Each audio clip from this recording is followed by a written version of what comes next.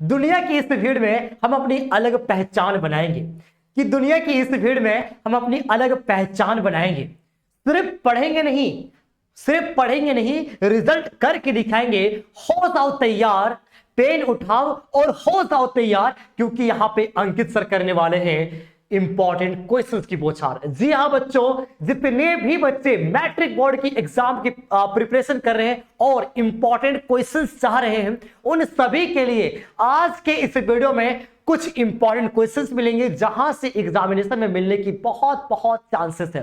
ठीक है बच्चों, स्टार्ट करते हैं। हमारे पीछे जो दिख रहा होगा ये आपका 4 फरवरी के लिए दिख रहा है। ठीक है, 4 फरवरी के लिए क्लास 10 के बच्चे, सबसे पहला जो मैंने सवाल ले रखा है, गोपियों के अनुसार राजा का धर्म क्या होना चाहिए, है ना।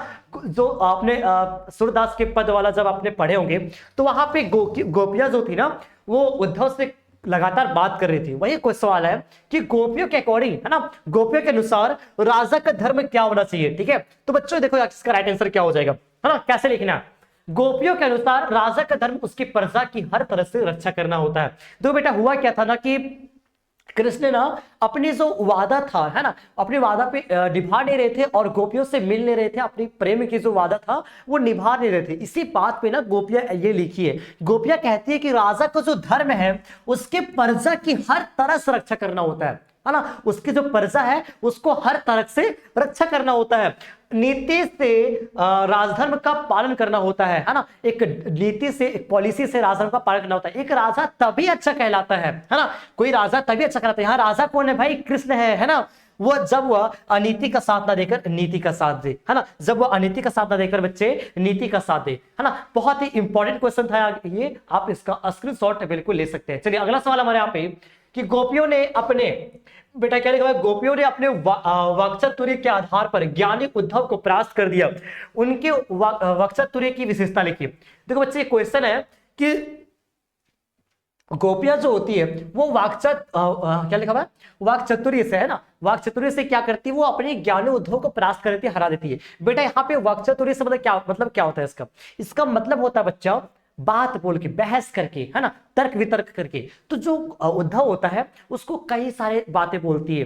कैसे, कौन कौन सी बातें बोलती है, कौन कौन सी बातें बोलती है बेटा? वो बहुत सारी बातें बोलती है। कौन कौन सी आपने पढ़े होंगे, हारिल की लकड़ी वाला, गुड़ चीटी वाला, तेल का मटका वाला और कमल के पत्ते वाला। तो कई सारी चीजें पढ़े हैं। तो क्या है, मतलब अलग अलग बातें बोल के, अलग अलग तर्क देके क्या करती है, उस वहां पे उद्धव जो थे, ज्ञानी उद्धव जो थे, उसको हरा देती है, परास्त कर देती है। तो क्या क्या हो जाए राइट आंसर? गोपियां क्या वाक्चातुर्य से है ना, तर्क वितर्क करने वाली है। ये बात बनाने में किसी को पछाड़ देती है ना। बात बनाने में बहुत ज्यादा, इसको बात बनाने का मतलब जो तरीका है बहुत खतरनाक है ना।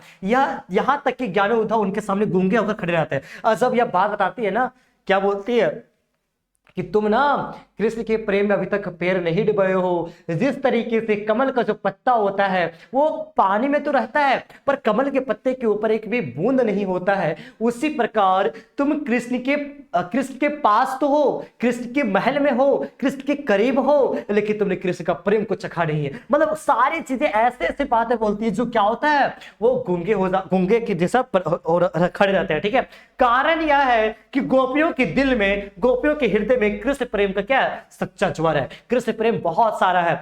यही उमड़ाव, यही जबरदस्त आवेग उद्धव की बोलती बंद करा देते हैं। सच्चे प्रेम में इतनी शक्ति होती है कि बड़े से बड़े ज्ञानी क्या करते हैं, वे उसके सामने घुटने टेक देता है। इतना ज्यादा इनके पास नॉलेज होता है कि बड़े से बड़े जो ज्ञानी होते हैं उनके सामने भी घुटना टेक देता है। अगला सवाल है बेटा हमारे पास कि कैप्टन मूर्ति का चश्मा क्यों बार बार बदल देता है? पठित पाठ के आधार पर उत्तर दे, है ना। कैप्टन मूर्ति, नेताजी चश्मा का ये सवाल है, नेताजी चश्मा का ये सवाल है। ठीक है, तो बच्चा नेताजी का चश्मा आप पढ़े होंगे तो आप लोगों को पता होगा इसके लेखक का नाम क्या है। तो बच्चे इसके लेखक का नाम क्या है बच्चा? स्वयं प्रकाश, है ना। क्या नाम बेटा? स्वयं प्रकाश। ठीक है, स्वयं प्रकाश, है ना, याद रखना आप लोग। तो इस चैप्टर में जो था ना, क्या सवाल है बच्चा कि नेताजी की मूर्ति जो चैप्टर है उसमें जो कैप्टन होता है वो क्या करता है, बार बार चश्मा बदल देता है। इस पे क्या लिखा बच्चे, आपको आंसर लिखना है। देखो क्या लिखा है, कैप्टन कौन था, अरे कैप्टन एक देशभक्त था जो चश्मा बेचता था, है ना। वो क्या बच्चे, देशभक्त तथा शहीदों के प्रति क्या था, आदर भाव रखता था, रिस्पेक्ट रखता था, है ना। वह नेताजी की चश्मा विहीन मूर्ति को देखकर दुखी होता था। जब नेताजी की मूर्ति में देखता चश्मा नहीं है तो बड़ा सैड हो जाता था, दुखी होता था।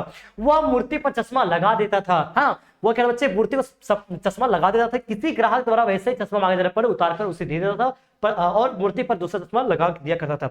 बेटा क्या कहा जा रहा है यहाँ पे कहा जा रहा है ना कि क्या मतलब, जैसे कि जब मूर्ति पर चश्मा नहीं हुआ करता था तो वो क्या होते थे, दुखी होते थे। लेकिन लेकिन लेकिन जब जब जब जब कोई भी कस्टमर उनके द्वारा जो चश्मा लगाया हुआ रहता था उनको जब पसंद आ जाता था तो क्या करते थे, मूर्ति के पास जाते थे, वो चश्मा खोल देते थे और दूसरा चश्मा लगा दिया करते थे, है ना। तो इस तरीके से इसका स्टोरी, बहुत ही प्यारा स्टोरी था इसका, ठीक है। आगे देखते हैं बच्चे, नौबत खाने में इबादत पाठ में का संदेश क्या है। तो बच्चा अगर इस चैप्टर का आप लोग लेखक का नाम जान रहे हैं तो कमेंट बॉक्स में जरूर बताइएगा, है ना बच्चा, कमेंट बॉक्स में जरूर बताइएगा। तो बच्चे नौबत खाने में इबादत, ये जो चैप्टर है इसका संदेश क्या है। तो बच्चा इसका क्या संदेश है, इस पाठ में हमें क्या सिखाया गया है कि गायन कला के साथ साथ ही धार्मिक सौहार्द, कला प्रेम और सादगी की प्रेरणा देती है। बच्चे यहाँ पे कहा जा रहा है ना कि यहाँ पे जो देखिए बिस्मिल्लाह खान के बारे में चीजें कहा गया था, ठीक है। तो बिस्मिल्लाह खान क्या था, उनके अंदर एक कला थी, क्या करते बच्चे, शहनाई बजाने का। तो वो जो कला है वो कला किसी धर्म का नहीं होता है, उनके अंदर क्या था, एक प्रेरणा वो मिलता है कि सादगी, सिंपल थे, एटीट्यूड नहीं था, घमंड नहीं था, है ना, धार्मिक सौहार्द थे, सभी धर्मों को मानते थे। और बच्चे हमें प्रेरणा ये देती है कि हम किसी भी धर्म को माने, हम कोई भी धर्म को माने, चाहे हिंदू धर्म को माने चाहे मुस्लिम धर्म को माने, लेकिन हमें क्या सिखाता है, दूसरे का भी धर्म का आदर करना, रिस्पेक्ट करना, ईश्वर के सभी रूपों के आगे नतमस्तक होना, है ना, ईश्वर का जो भी रूप है उनके आगे झुकना, गाली नहीं देना, ठीक है, ऐसा नहीं करना चाहिए, है ना। बिस्मिल्लाह खान का जीवन हमें सिखाता है कि कला और संगीत का कोई धर्म होता ही नहीं है, क्योंकि बच्चे वो मुस्लिम होकर भी क्या करते थे, काशी विश्वनाथ जाया करते थे और मां सरस्वती के प्रति अटूट श्रद्धा रखते थे, है ना। मां सरस्वती का हमेशा वो वंदना क्या करते थे, कौन, बिस्मिल्लाह खान। तो बच्चे इनके अंदर ना पूरा कूट कूट के भरा हुआ था क्या, देशभक्ति की भावना, देशभक्ति की भावना और सभी धर्म की आदर का भावना, है ना। यह पाठ हमें जड़ों से जुड़े रहने, है ना, निरंतर अभ्यास, रियाज करने और सफलता के शिखर पर पहुंचकर भी विनम्र रहने पर प्रेरणा देता है। बेटा आपको पता होगा बिस्मिल्लाह खान को क्या मिला था, भारत रत्न से भी सम्मानित किए गए थे, लेकिन इतना कुछ मिलने के बाद भी उनके अंदर कभी भी घमंड नहीं हुआ, उनके अंदर हमेशा सादगी रहने, विनम्र रहने, है ना, वो सिखाता है कि कैसे हम सफलता पाकर भी विनम्र रह सकते हैं, है ना। आजकल लोग क्या करते हैं, छोटे छोटे हासिल करके एटीट्यूड बना रखते हैं, ठीक है बच्चे। आगे देखते हैं, साहस और शक्ति के साथ विनम्रता हो तो बेहतर है।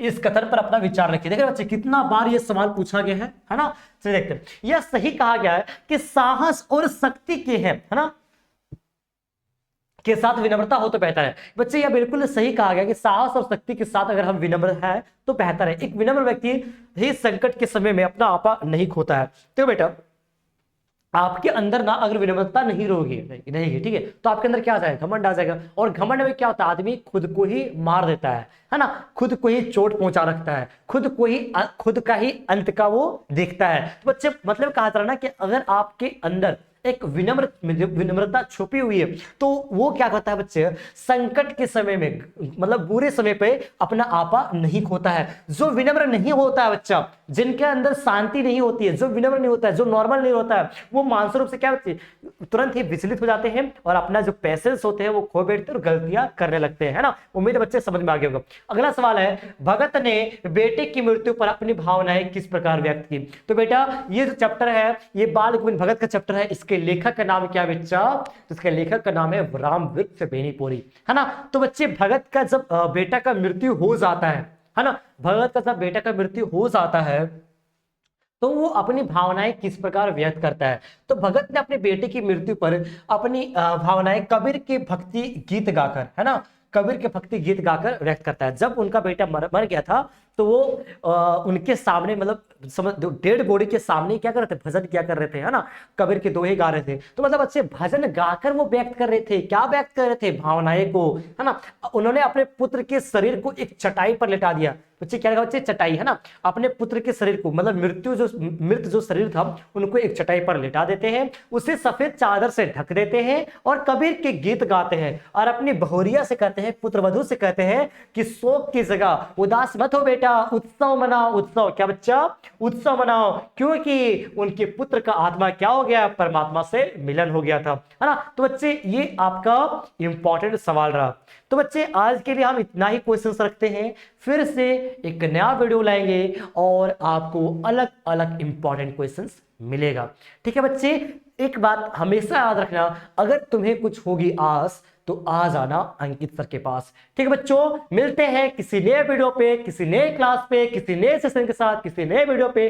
ठीक है, थैंक यू सो मच। अपना ख्याल रखो और अपनी मेहनत जारी रखो। मेहनत रखोगे जारी तो बहुत बहुत आपको सक्सेस मिल ही जाएगा। आप अपना जो मार्क्स है वो रिजल्ट जो है वो आ ही जाएगा। ठीक है बच्चे, है ना। मिलते हैं किसी नए वीडियो पे। थैंक यू सो मच, ध्यान रखना और ख्याल रखना।